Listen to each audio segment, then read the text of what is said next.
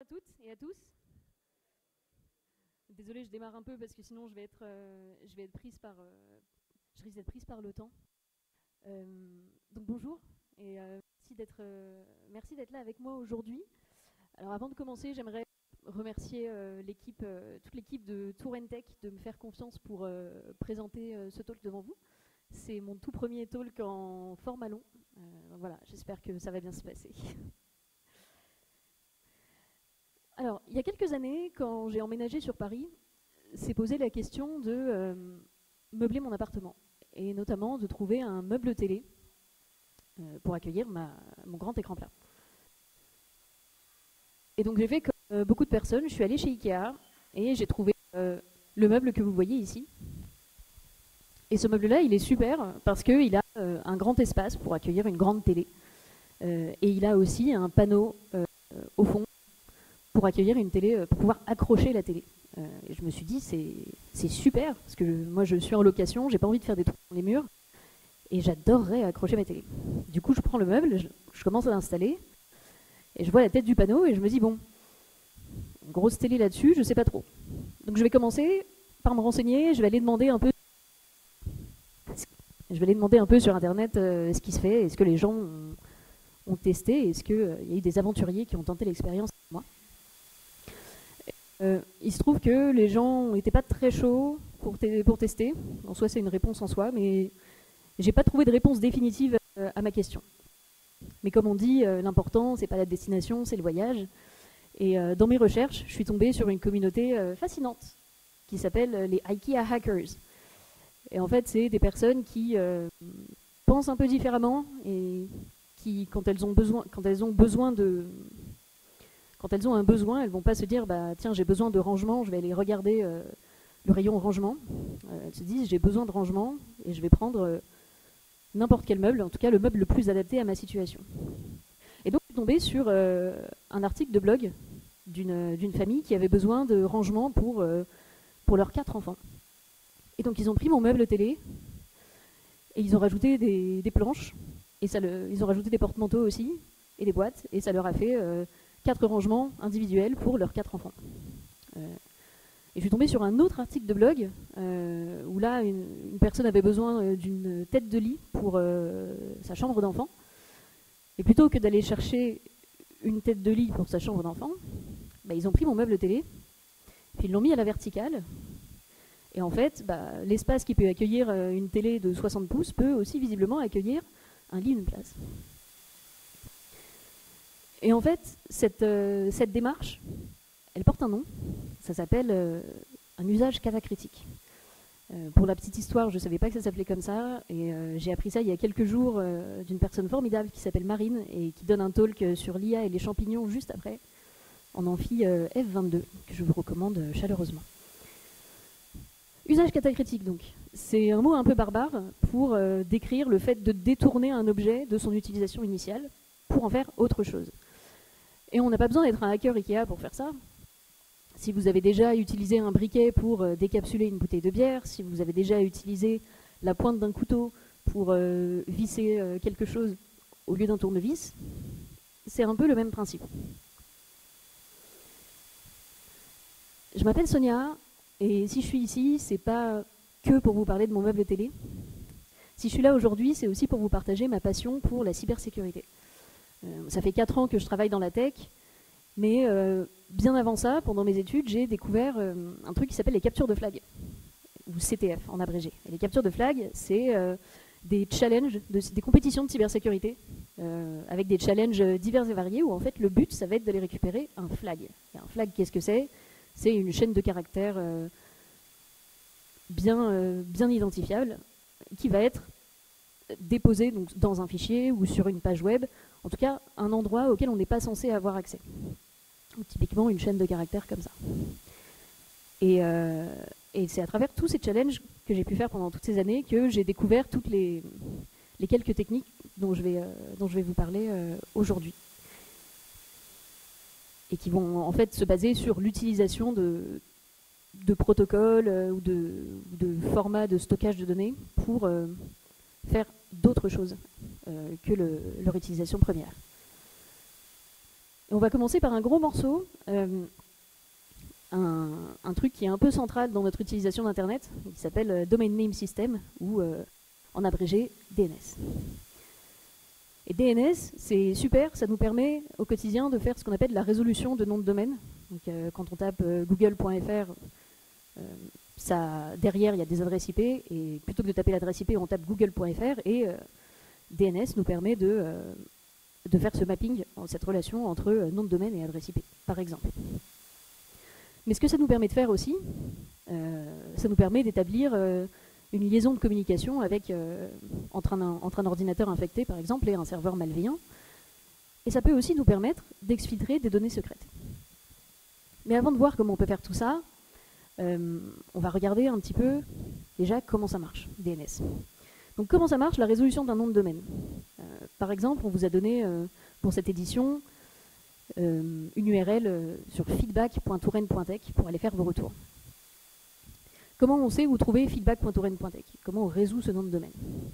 Tout commence par un point qu'on ne voit pas encore ici, mais qui en fait est à la toute fin. Et ce premier point, ça va être la première étape de notre résolution. Ce point, il fait référence à ce qu'on appelle les root serveurs. Donc c'est les premiers points de contact quand on cherche à résoudre un nom de domaine. Le root server, il ne saura pas vous dire où est feedback.touren.tech. Par contre, il saura vous dire qui est en charge de tous les domaines en .tech. Et ces serveurs-là, c'est ce qu'on appelle les top-level domain servers. Et en fait, ça va être tout ce qui va être les .fr, les .de, les .dz pour les pays, et ça peut aussi être des noms de domaine génériques comme des .com, des .org ou des .tech. Et donc le serveur en charge de tout ce qui est en .tech, lui, il ne saura pas vous dire où est feedback.touren.tech. Par contre, il est capable de vous dire où est le serveur qui connaît tout ce qui a trait à touren.tech. Lequel saura vous dire où est feedback.touren.tech. Donc si on reprend, tout commence avec notre ordinateur, notre navigateur, et son tout premier point de contact, qui va être ce qu'on appelle un résolveur. Et le résolveur, en fait, lui, il n'a aucune réponse à vos questions. Tout ce qu'il sait, c'est poser des questions. Et donc quand on lui demande où est feedback.touren.tech, lui, il n'est pas capable de nous répondre, mais il sait qu'il doit commencer par aller contacter le root server, à qui il va demander. Et le root server, comme je vous l'ai dit, lui, il ne connaît pas la réponse, mais il est capable de lui va donc demander à ce serveur qui gère tous les .tech. Donc on va demander à ce serveur, et ce serveur nous dit je ne sais pas, mais va demander à ces gens-là, ceux-là, eux, ils savent où est tout ce qui a trait à touren.tech. Et donc on lui demande, et enfin on a notre réponse, et notre réponse c'est que feedback.touren.tech, en fait, c'est un alias vers un autre nom de domaine qui lui est logé à une certaine adresse IP. Et enfin, le résolveur nous renvoie la réponse. Donc maintenant qu'on sait un peu comment ça fonctionne, on va regarder comment on peut établir un canal de communication entre une machine victime, une machine infectée et un serveur de contrôle via ce qu'on appelle les tunnels DNS. Et pour ça, on va se mettre dans la peau d'un ordinateur dans un réseau d'entreprises privées. Et cet ordinateur, il est malencontreusement infecté par son propriétaire qui a, je sais pas moi, qui a ouvert la mauvaise pièce jointe. Et donc on se retrouve avec un ordinateur avec un malware dessus qui commence à faire ses petites affaires. Et une fois qu'il est prêt à entrer en action, en général, dans ce genre de configuration, il va vouloir contacter un serveur distant, ce qu'on appelle le command and control, ou C2 en abrégé. Et donc pour le reste de cette présentation, on va considérer que touren.tech est passé du côté obscur de la force et que touren.tech a ses propres serveurs de command and control.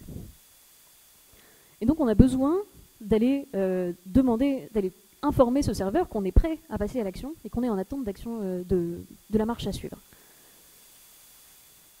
Une façon de faire, on pourrait dire, ce serait d'aller le pinguer, tout simplement. On pourrait le pinguer sur... en lui passant des informations, par exemple sur la machine sur laquelle on est, ou simplement une petite phrase voilà, pour dire je suis prêt. Et les pings, ça passe par un protocole qui s'appelle ICMP. Et le souci, c'est que parfois, dans les réseaux d'entreprise, on a un pare-feu qui va pas forcément laisser passer ce genre de trafic. En tout cas, qui va pas le laisser sortir. Donc on risque d'être un petit peu embêté. Alors que si on décide d'aller faire une requête DNS tout à fait innocente vers un sous-domaine qui s'appellerait, je sais pas moi, ready.touraine.tech, c'est beaucoup plus difficile au niveau du DNS de déterminer ce qui est vraiment du trafic légitime. Voilà, je demande à aller sur le site touraine.tech, je demande à aller sur Google, ou du trafic illégitime, du trafic malveillant. Et donc en général, ce qui se passe, c'est que le trafic va sortir. Donc maintenant qu'on sait qu'on peut établir un lien de communication avec notre serveur, on va pouvoir faire un tas de choses. Et la toute première, c'est qu'on va pouvoir échanger sur donc donner et recevoir des instructions. Notamment, là, je vais prendre l'exemple d'une attaque qui est arrivée il y a quelques années, je ne sais plus quand exactement, mais dont vous avez sûrement entendu parler, c'est tout ce qui est autour de Sunburst et SolarWinds. Voilà. À l'époque, en fait, il y a eu une version du binaire qui a été dans laquelle du code malveillant a été injecté. Cette version s'est retrouvée sur les machines. Et en fait, quand on a ce genre de stratégie de déployer un malware à une si grande échelle, on n'a pas forcément envie de déployer tout de suite tout le code malveillant. On a d'abord envie dans un premier temps, de mettre un pied dans la machine et ensuite s'assurer que on est intéressé par le fait d'infecter cette machine et dans un deuxième temps, aller récupérer des informations. Et donc là, ce qui s'était passé, par exemple, c'était donc il y avait eu cette première étape, et donc le malware, la première chose qu'il fait, c'est rassembler des informations sur la machine sur laquelle il est, son adresse MAC, à quel domaine elle appartient, qu'est-ce qu'il y a comme logiciel qui tourne dessus, des choses comme ça. Et tout ça, on va concaténer ça dans une chaîne de caractères, en gros, et on va envoyer cette information à un sous-domaine. Par exemple, ici, pour réclamer une adresse, on voit un enregistrement A, donc on va réclamer une adresse IP.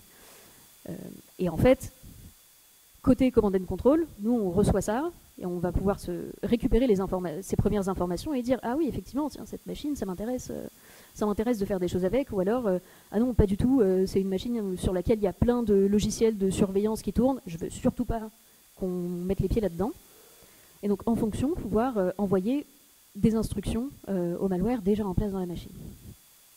Et donc là, par exemple, le serveur répondait une adresse IP, mais cette adresse, elle n'a pas vraiment de valeur en soi. C'est pas comme l'utilisation première de DNS qui est de dire « Ok, voici l'adresse IP que tu dois contacter ». Là, c'était juste une instruction donnée sous un format d'adresse IP. Et en fait, dans le code du malware, il y avait des conditions en disant bah, « Tiens, si cette adresse IP, elle fait partie de tel bloc d'adresses, ça veut dire qu'on reste en mode dormant. Si elle fait partie d'un autre groupe d'adresses, ça veut dire qu'on passe à l'action. Ou même si elle fait partie de ce groupe d'adresses, on s'autodétruit. » Donc ça a été détourner un peu l'utilisation de cette adresse IP pour faire passer d'autres messages. Imaginons qu'on est dans le cas où on a envie de passer à l'étape suivante. Et donc là, la deuxième étape, ça va être de récupérer vraiment ce qu'on appelle la charge utile, le payload, et récupérer la partie qui va vraiment faire des dégâts, en fait. Et donc mettons que notre malware, il a un petit script... alors dans la vraie vie, c'est pas comme ça, mais on va dire que pour simplifier un petit peu, pour expliquer un peu le principe, donc mettons que notre malware a un script shell, et dans ce script shell, ce qu'on fait, c'est qu'on fait une requête DNS vers payload.touraine.tech, mais pas n'importe laquelle. On va faire une requête de type TXT, parce que comme son nom l'indique, les enregistrements TXT, on peut mettre du texte dedans. Et le résultat de cette requête DNS, on va l'exécuter directement. Donc imaginons qu'on a notre requête, on demande à payload.touraine.tech, on demande l'enregistrement TXT, et on reçoit en retour une commande à exécuter qui est par exemple voilà, d'aller télécharger un exécutable grâce à une requête HTTP à telle URL. La dernière chose qu'on peut faire aussi, c'est exfiltrer des données confidentielles. Mettons, j'ai réussi à récupérer un mot de passe ou j'ai réussi à récupérer un fichier avec des informations confidentielles dedans. Bah, ce que je vais pouvoir faire, c'est le convertir dans un format un peu plus adapté à du transport. Donc, par exemple, prendre son équivalent en hexadécimal et faire comme si j'allais demander à qui appartient ce nom de domaine. Mais en fait, ce nom de domaine, il a l'air un peu... voilà, ça fait un peu charabia, mais en fait, c'est la donnée, le mot de passe, par exemple, que je viens de récupérer,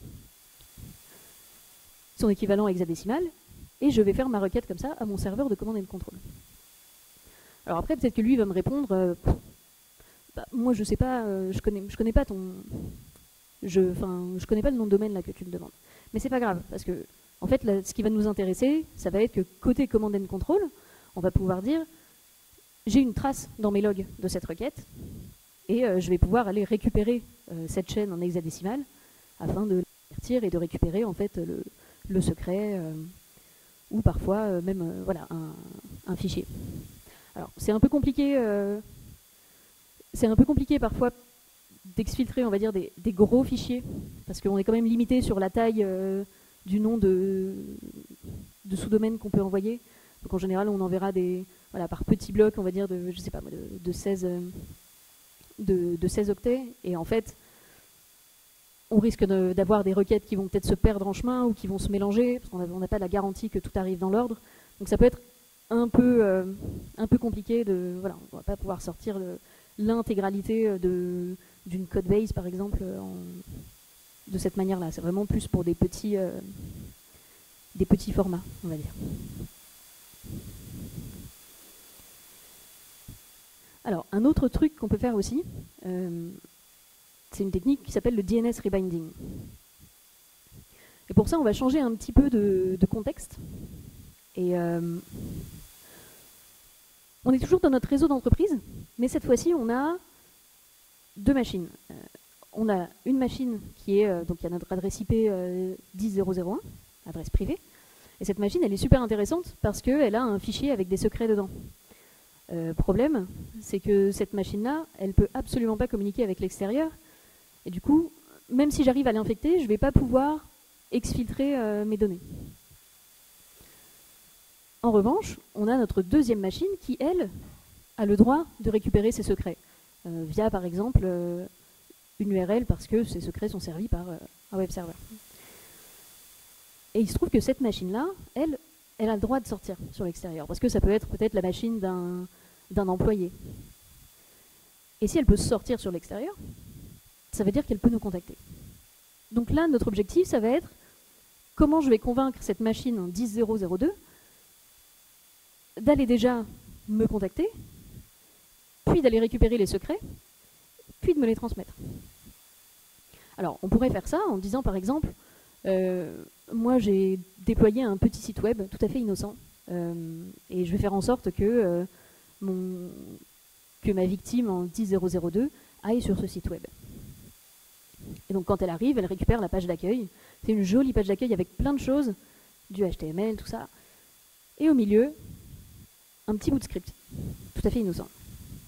Et ce script, en fait, par exemple, dans un premier temps, il va faire la première requête pour aller récupérer le fichier de secret, puis convertir la réponse en texte, en base 64, et ensuite faire une dernière requête HTTP vers nos serveurs, avec en paramètre d'URL la chaîne de caractères qui correspond au secret en base 64. Alors, dans l'idée, c'est pas trop mal, mais il y a un petit souci avec ça, c'est que ce premier fetch, il va pas marcher. En l'état, il peut pas fonctionner à cause d'un truc qui s'appelle la Same Origin Policy.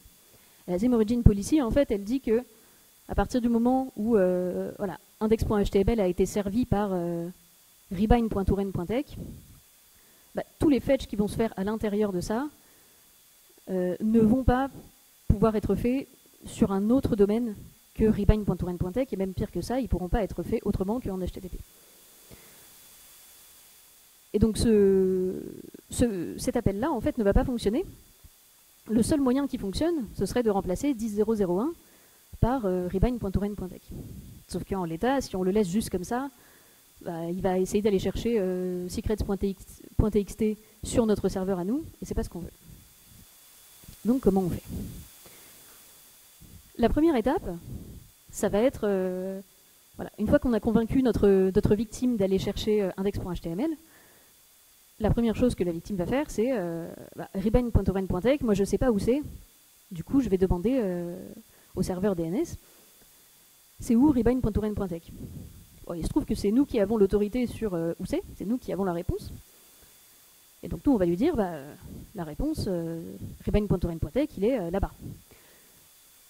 Avec un petit twist, c'est qu'on va lui mettre un TTL, un time to live de 1 à cette réponse, en disant, voilà, je te dis que rebind.oren.tech, il est à 7 adresses IP, mais ça vaut que pour 1 seconde.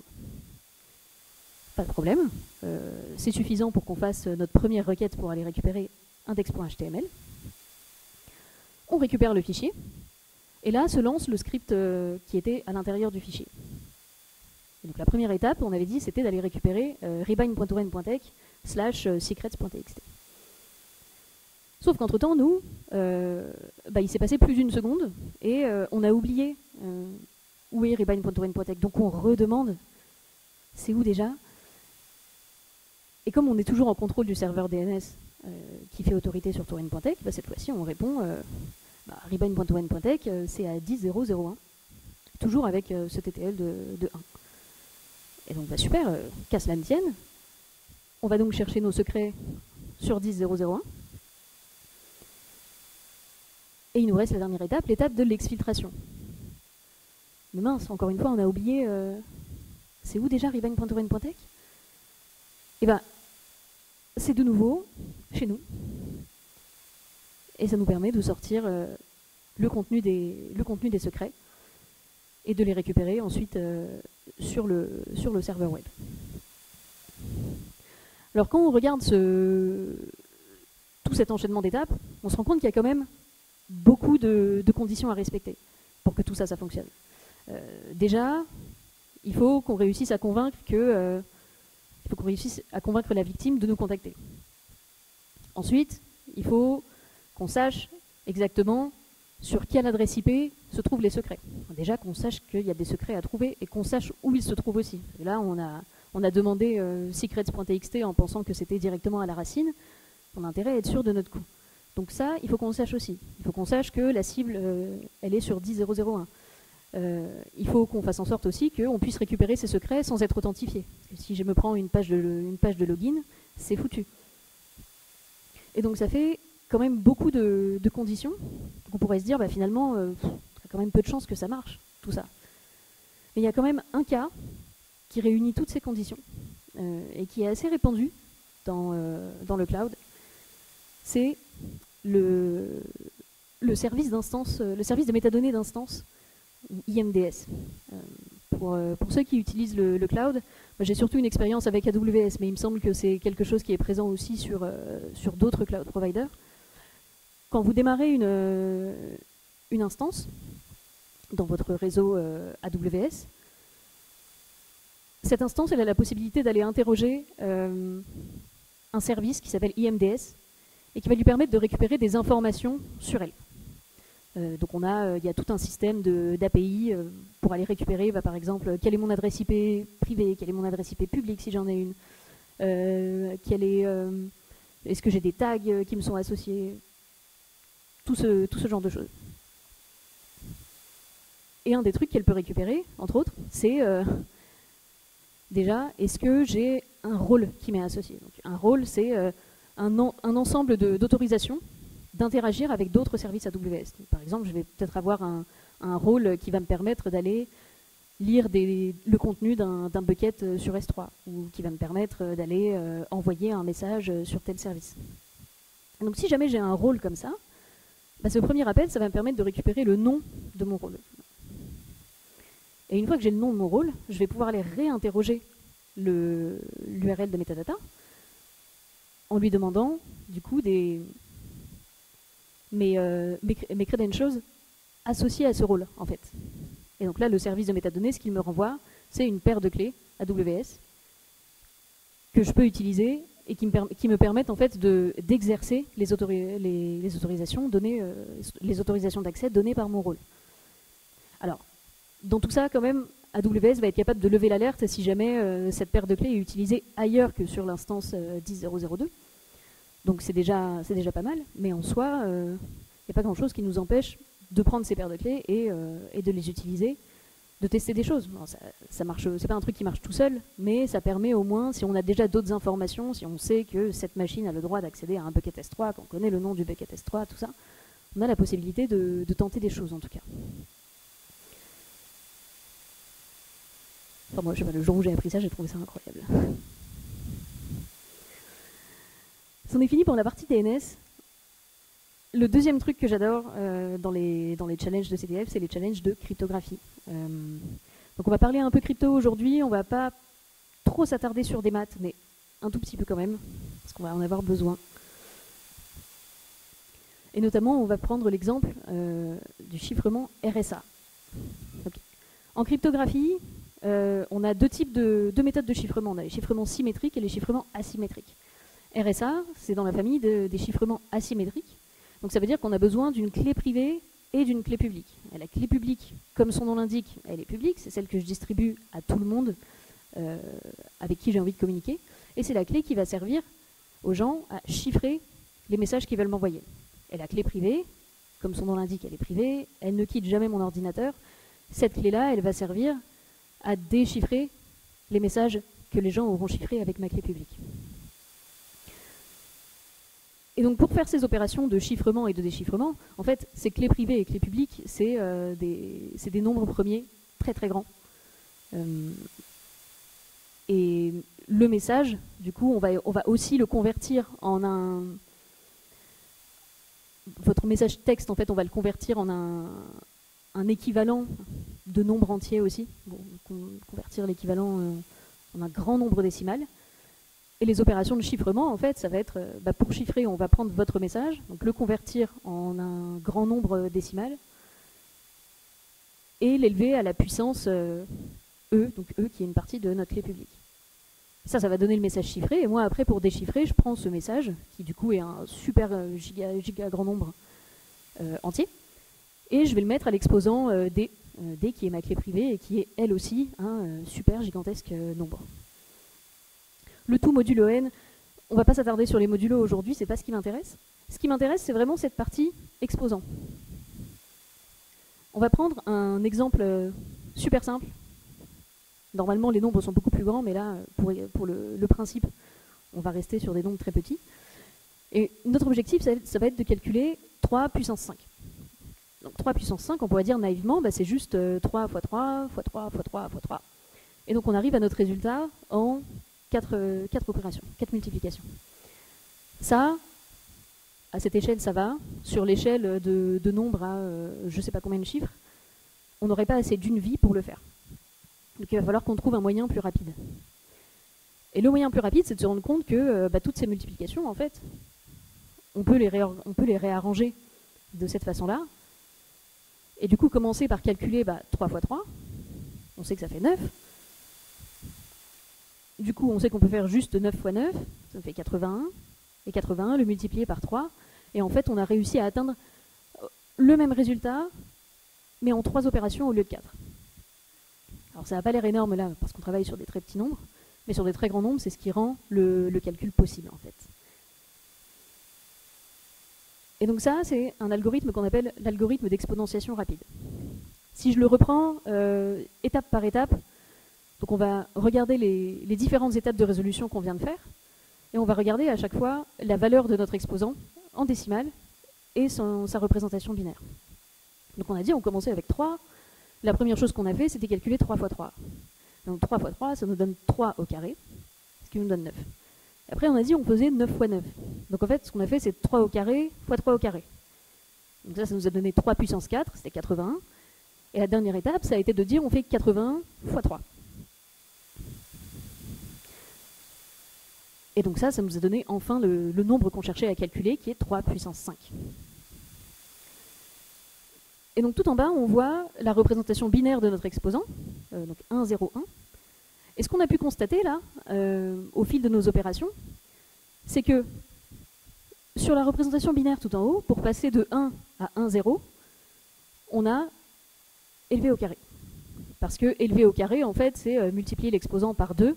Et multiplier par 2, c'est décaler tous les bits d'un cran vers la gauche. Et quand on a voulu passer de 1, 0 à 1, 0, 1, on a dû le faire en 2 étapes. On a dû d'abord élever au carré, encore une fois, pour tout décaler d'un cran. Et ensuite, on a multiplié par 3. Parce que faire 3 puissance 4 fois 3, puissance 1, c'est faire 3 puissance 4 plus 1.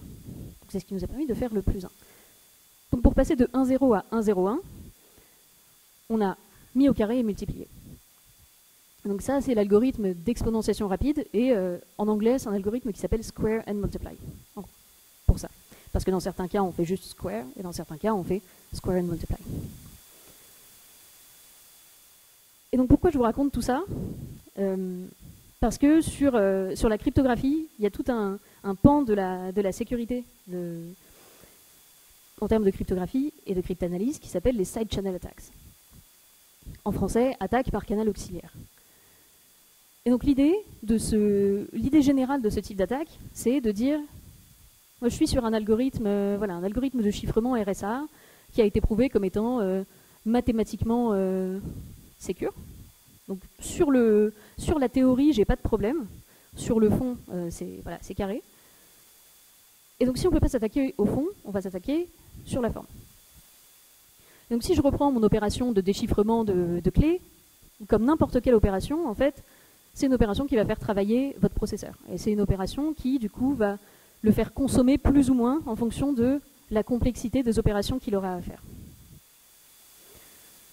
Et donc si je prends ce diagramme en fait, de la consommation de mon CPU au fil du temps, je me rends compte que là, on a un pic, enfin on a un plateau, et juste à côté, on a un plateau qui a l'air à peu près 2 fois plus grand que le premier. Et il se trouve qu'en fait, ce premier plateau, c'est notre tout premier calcul qu'on a fait au début, qui a été notre première mise au carré. Et le deuxième, en fait, c'est la mise au carré plus la multiplication. Et donc, si vous vous souvenez bien, on a dit dans notre algorithme d'exponentiation rapide que, en fait, quand on va vouloir reconstituer notre exposant, bit par bit, on sait que si on veut passer, si on est sur 0, on doit juste faire un square, et on sait que si on est sur un 1, en fait, on fait un square et multiply. Et donc si on se concentre sur la consommation les variations de consommation de notre CPU, en fait on se rend compte que du coup, notre tout petit plateau au début, c'est un square seulement. Donc ça veut dire qu'à ce moment-là, en fait, dans notre clé privée, on était dans notre exposant, on était sur un bit de valeur 0. Et après, on voit qu'on a fait un square and multiply, et que ça a donné un truc un peu plus long. Et du coup, on sait que ce plus grand bout-là, en fait, correspond à un moment où le bit de notre exposant était à 1. Et donc, si on prend toutes ces variations et qu'on les met bout à bout, en fait, on est capable de déterminer, bon, là c'était un 0, là c'est un 1, là c'est un 1, là c'est un 0, et ainsi de suite. Et donc, on va pouvoir reconstituer bit par bit notre exposant. Et notre exposant, c'est notre clé privée, en fait. Donc, on peut, en analysant la consommation du CPU, on peut extraire un truc qui est censé être super secret et qui est censé être partagé avec personne et qui est censé même pas quitter notre ordinateur. Et du coup, il a fuité de notre ordinateur par un biais annexe, quoi. Et des attaques par canal auxiliaire, il y en a plein de catégories, et même pas forcément que pour la cryptographie, d'ailleurs. On a aussi ce qu'on appelle des analyses temporelles. Mettons, j'ai une page de login avec, je dois rentrer mon username et mon mot de passe. Et mettons que côté back-end, nous, on a fait les choses bien, on n'a pas stocké les mots de passe en clair en base de données, on les a hachés d'abord. Donc on a un algorithme de hachage qui prend le mot de passe, qui le hache, ça prend un peu de temps. Et donc quand on veut vérifier que j'ai bien mis le bon utilisateur et le bon mot de passe, on va commencer par vérifier mon utilisateur, puis on va hacher le mot de passe que j'ai rentré, et on va regarder si ça correspond bien. c'est super, mais cette opération de hachage, elle prend un peu de temps, et du coup, on n'aime pas quand ça prend du temps, on aime bien quand ça va vite. Et on a envie de dire, bon bah, si déjà le username il est pas bon, on va quand même pas se prendre la tête à calculer le mot de passe, ça dégage. Et donc ça veut dire que si moi je suis devant ce formulaire de login et que je le bombarde de tentatives avec des usernames différents, bah, y a plein de fois où le username n'existe pas en base de données par exemple, et du coup bah, dès la première ligne, on va dire ce username n'est pas le bon, donc moi je réponds tout de suite que ça va pas. Et il y a des moments où le username sera bon, et où on va faire l'étape de hachage. Et là, la réponse, positive ou non, elle va mettre un petit peu plus de temps à arriver. Et en faisant ça, en fait, on peut sans avoir accès à la base de données, être capable de lister, déterminer quels utilisateurs existent vraiment dans la base de données. On s'occupera des mots de passe plus tard, mais au moins, on réduit le champ des possibles et on dit, bah tiens, j'ai essayé de taper admin. Quand j'ai tapé admin, même si j'ai tapé le mauvais mot de passe, ça a mis un peu plus de temps à arriver. Et du coup, je sais que admin est un utilisateur valide de ma base de données. Et là, je vais pouvoir bombarder mes mots de passe en étant sûr que déjà l'utilisateur était validé. Un autre type d'attaque qui est arrivé récemment, là, c'est une intelligence artificielle en fait, qui écoute les bruits que vous faites quand vous tapez au clavier et qui est capable de déterminer par rapport au bruit sur quelle touche vous avez appuyé. Et ça, en fait, quand on y pense et qu'on se dit, bah voilà, moi je suis dans ma réunion Zoom et puis je tape des choses en même temps, peut-être pendant que, je sais pas, on me parle, j'écoute à moitié, en même temps je suis en train de taper un truc, je suis en train de taper mon mot de passe ailleurs. Bah, en fait, si ces bruits-là sont captés par votre micro, potentiellement, on a une façon de récupérer les touches sur lesquelles vous avez appuyé. Voilà, je trouve ça rigolo. Et donc voilà. Donc, en général, sur ces attaques par canal auxiliaire, au moins sur l'attaque temporelle, l'attaque et l'analyse par consommation, ce qu'on recommande, c'est du coup d'invisibiliser le plus possible les étapes qui prennent plus ou moins de temps et dire faire en sorte que toutes les étapes prennent le même temps. Par exemple, sur notre truc de square and multiply, il y a une variation qui est de dire même quand j'ai juste besoin de mètres carrés, je vais faire une multiplication. Je ne me sers pas du résultat, mais c'est pas grave. J'ai fait une multiplication, et au moins, quand on regarde la consommation, elle sera toujours la même, peu importe le cas dans lequel on est. Et on ne va pas être capable de déterminer quand est-ce qu'on a consommé plus, quand est-ce qu'on a consommé moins. On va être capable, on va pouvoir cacher cette information. Donc voilà, il y a vraiment toute une section de la recherche et du développement de composants électroniques qui s'occupe de ça, qui s'occupe de masquer le plus possible le type d'opération qu'on fait. Un dernier truc qu'on va regarder ensemble aujourd'hui, c'est toute la partie texte et images. Parce que ça, on l'utilise tout le temps.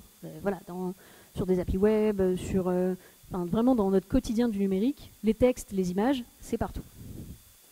Et si on revient aux fondamentaux, une image, dans sa représentation numérique, en fait, c'est un ensemble de pixels, et chaque pixel va avoir une couleur qu'on va définir selon une convention donnée. Donc, on va avoir RGB, peut-être du YCBCR, peu importe du moment qu'on s'accorde sur une représentation. Et ce pixel, du coup, il va avoir une représentation binaire. Et donc, en fait, une image, un fichier image, qu'est-ce que c'est? Ça va être ces données binaires qui vont passer par un algorithme de compression qui va varier en fonction des formats. On va rajouter des métadonnées et paf, ça nous donne notre image, en gros.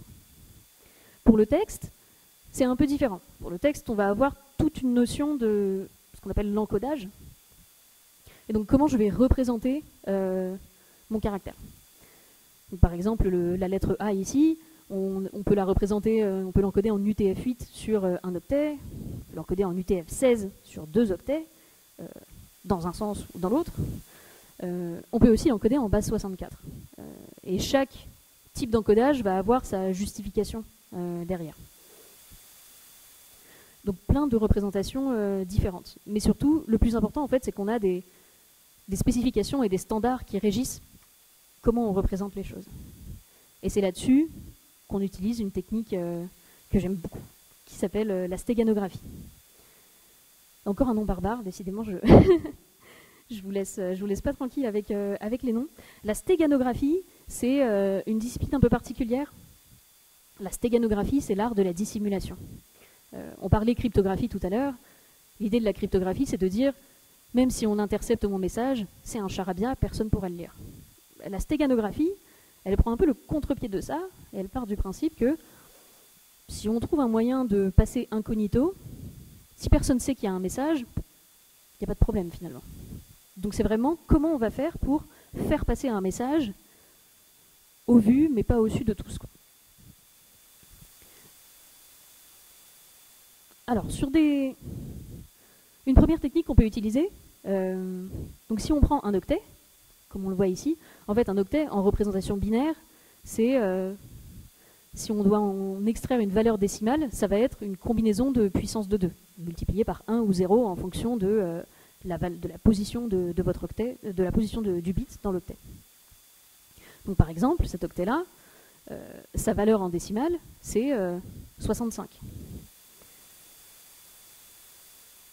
Si on s'attarde sur le tout dernier, ce qu'on va appeler le bit de poids le plus faible, là il est à 1. Si on le fait passer à 0, bah, la nouvelle valeur, c'est 64. Ça n'a pas beaucoup changé. Et on l'appelle le least significant bit, le bit de poids le plus faible, parce que c'est justement celui qui va apporter la plus petite variation possible. Plus 0 ou plus 1, en gros. Et ce truc-là, c'est super pratique en stéganographie, notamment quand on veut cacher des informations dans des pixels. Parce qu'on part du principe que entre un rouge à 255 et un rouge à 254, notre œil ne fait pas la différence. Donc si on prend un pixel qui a ses composantes RGB, là je le mets en 3 exemplaires, voilà la représentation binaire de chaque RGB, et voilà ce que je veux cacher. Moi je veux cacher la lettre A dans ces 3 pixels. Ma lettre A, elle est codée sur un octet, donc 8 bits.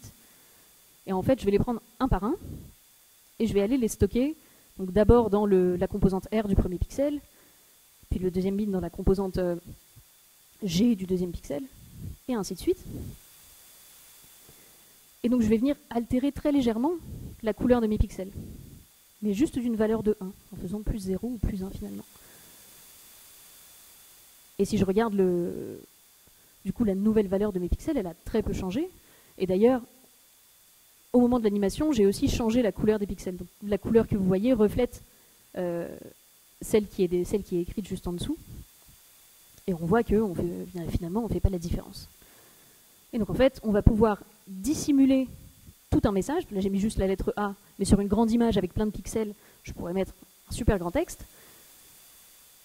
Et au moment où on va vouloir extraire le message, bah, tout ce qu'on sait, on a juste besoin d'aller regarder le bit de poids faible de chaque R, de chaque G, de chaque B, de chaque pixel. J'ai juste besoin de prendre sa valeur, parce qu'on l'a écrasé, donc on prend la valeur, on met bout à bout, et hop, on reconstitue notre message. Donc ça, c'est une technique qui est utilisée surtout quand on est dans des fichiers avec une compression sans perte de données. Si vous prenez des fichiers images de type JPEG, la compression JPEG, justement, elle repose sur le fait que 254, 255, c'est la même chose, on n'a qu'à mettre 255 partout. Et du coup, notre truc tombe un peu à l'eau. Mais on peut faire de la stéganographie avec des images JPEG. C'est juste que ce truc de least significant bit, on l'appliquera ailleurs, dans la spec, et pas directement sur l'information des pixels. Ensuite, sur les données de texte.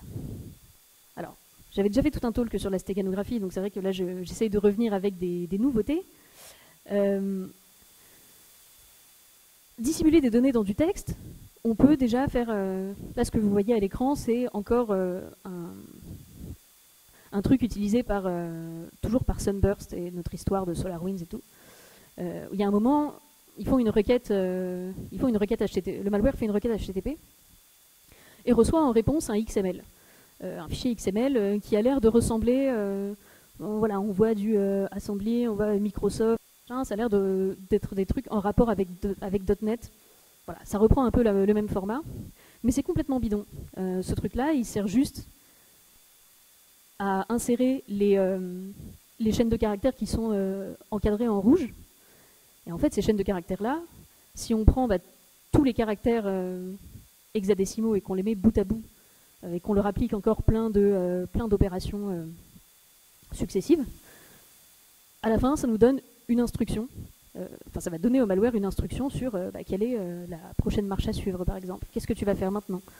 Et cette information-là, du coup, elle est cachée dans un fichier qui a l'air de ressembler à quelque chose, mais qui finalement n'a pas d'autre vocation que de faire transiter incognito ces informations-là. Une dernière technique, c'est si on prend ces deux chaînes de caractères, et là il va falloir me croire un peu sur parole, elles se ressemblent beaucoup, et en même temps il y en a une qui pèse sensiblement plus lourd que l'autre. Alors qu'est-ce qui s'est passé? Si on copie-colle cette chaîne de caractères dans un éditeur de texte, on se rend compte que on retrouve les mots de ma chaîne d'origine, on retrouve des espaces, et puis on a plein de points rouges, on ne sait pas trop ce que c'est. Et en fait, si cette chaîne elle pèse beaucoup plus lourd, c'est parce que certes il y a ma phrase d'origine, mais il y a en plus une phrase secrète que j'ai cachée dedans. Et donc si on prend la représentation hexadécimale de ce truc-là, on retrouve des motifs qui se répètent. Donc le tout premier, bon, je l'ai encadré, c'est pas un motif qui se répète, mais c'est les 3 premières lettres de mon message, donc T majuscule HE. Et après, on a 2 blocs qui ont l'air de se répéter souvent, c'est E2 88B et EF BB BF, qui se répètent, on le voit au début de 3e ligne. Et ça, en fait, qu'est-ce que c'est? En Unicode, c'est des caractères invisibles. Ça va être un espace invisible, et le deuxième, ça va être un caractère invisible, mais qui est là pour aider à la représentation bidirectionnelle. Par exemple, pour indiquer, là c'est du texte avec des caractères latins, donc ce sera écrit de gauche à droite. Là c'est des textes caractères arabes, ce sera écrit de droite à gauche. Donc c'est pas quelque chose qui est fait pour être affiché. Là j'ai vraiment pris une version simpliste de la technique, où je dis que c'est pas... Je prends juste 2 valeurs, et je dis qu'il y en a une qui vaut 0 et une qui vaut 1. Et là, si je remplace en fait dans mon texte en dessous, si je dis que E2 88B c'est 0 et que l'autre c'est 1, j'arrive à un enchaînement de 0 et de 1. Et en fait, si je les mets bout à bout, l'octet qui est tout à droite, c'est la représentation de H majuscule. Et H majuscule, c'est le début de mon secret. Donc voilà, c'est une technique pour un peu grossière, parce que là je l'ai prise en version très simpliste, mais qui permet du coup de cacher un secret dans du texte. Voilà, c'est tout ce que j'ai à vous proposer pour aujourd'hui. J'ai été ravie de partager mes obsessions sur la cybersécurité avec vous. Merci beaucoup pour votre attention.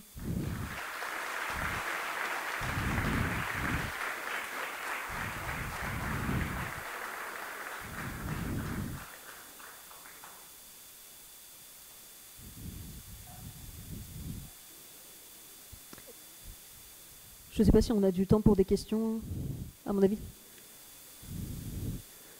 Sinon, je suis dispo toute la journée et demain aussi. Si jamais vous avez des questions, des remarques, n'hésitez pas. Ce sera avec grand plaisir.